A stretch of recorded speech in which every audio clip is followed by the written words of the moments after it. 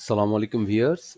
আজকে স্ট্যাটিস্টিক্যাল ফাংশনের মিন ফাংশনটি নিয়ে আলোচনা করব।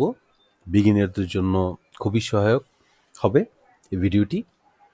প্রথমে আমরা কল করব মিন ফাংশনকে, দেন আমাদের এখানে দেখাচ্ছে নাম্বার 1, নাম্বার 2, নাম্বার 3 কনস্ট্যান্টলি এভাবে দেখিয়ে যাচ্ছে। তাহলে কি করব? আমরা প্রথম সেলটিকে সিলেক্ট করব, দেন কমা, দ্বিতীয় সেল, দেন কমা, তৃতীয় সেল, দেন আফটার চতুর্থ সেল, ব্র্যাকেট ক্লোজ, এন্টার। আমরা এখানে পেলাম আমাদের এই রেঞ্জ থেকে মিনিমাম যে ভ্যালুটা সেই ভ্যালুটা পেলাম 11। দেন এটাকে যদি ফিল হ্যান্ডেল করে আমি নিচে নামাই তাহলে কি হলো, আমি প্রত্যেকটা রেঞ্জের মিনিমাম ভ্যালুগুলো আমি এখানে পেলাম।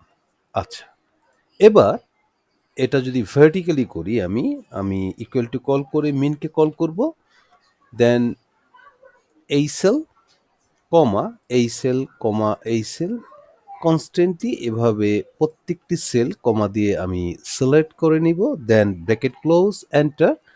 আমাকে দেখাচ্ছে যে এই রেঞ্জটুকুর মধ্যে 14 হলো মিনিমাম ভ্যালু।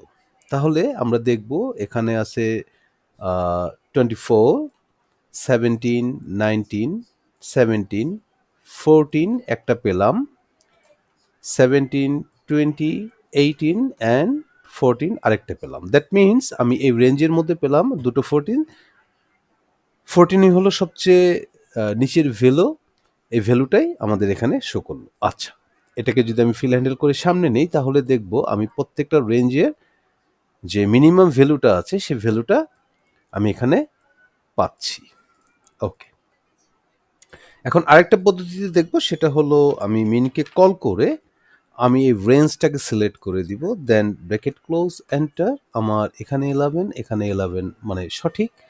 আমি এটাকে ফিল হ্যান্ডেল করে যদি নিচে নামাই তাহলে দেখব যে আমার দুটো মেথডেই একই রেজাল্ট শো করছে। অ্যাজ এ সেম টোকেন আমি যদি এখানে করি, মিনকে কল করলাম, দেন এই যে রেঞ্জটা, এই রেঞ্জটাকে সিলেক্ট করলাম, ব্র্যাকেট ক্লোজ, এন্টার। দেন আমি যদি এটাকে ফিল হ্যান্ডেল করে সামনের দিকে নেই তাহলে দেখব আমার রেজাল্ট ঠিক আছে। তো ভিউয়ার্স, আশা করি মিন ফাংশনটি বুঝতে পেরেছেন। তবে এই দুটো মেথডের মধ্যে একটা প্রবলেম আছে। সেই প্রবলেমটা হলো, ফার্স্ট অফ অল আমি যদি এই কলামটাকে যদি ডিলিট করে দেই তাহলে দেখব আমার এখানে রেফারেন্স এরর দেখাচ্ছে। ও এখানে দেখাচ্ছে যে C3D3 দেন E3 আছে, কিন্তু তার সামনে একটা রেফারেন্স এরর। দ্যাট মিনস এখানে ভ্যালু ছিল, সেই ভ্যালুটাকে এখন আর সে খুঁজে পাচ্ছে না। ওই রেঞ্জে যে ভ্যালুগুলো ছিল সেগুলো খুঁজে পাচ্ছে না, এর জন্য আমাকে এখানে কি দেখাচ্ছে, রেফারেন্স এরর দেখাচ্ছে। ওকে, আমি কন্ট্রোল জেড দিয়ে আগের অবস্থায় ফিরে আসলাম। এখন যদি দেখি আমি এখানে একটা রো যদি আমি ডিলিট করে দিই তাহলে দেখবি এখানে আমাকে রেফারেন্স এরর দেখাচ্ছে। একই কথা যে সে এই রোটাকে খুঁজে পাচ্ছে না, এই রোয়ে যে ভ্যালুগুলো ছিল সেটাকে খুঁজে পাচ্ছে না, এর জন্য সে এই ভ্যালুটা দিতে পারলো না। না দেয়াতে এখানে রেফারেন্স এরর দেখাচ্ছে। তবে এই যে এখানে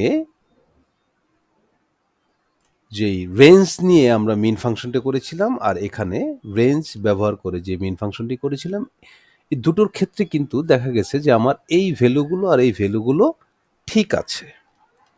ওকে,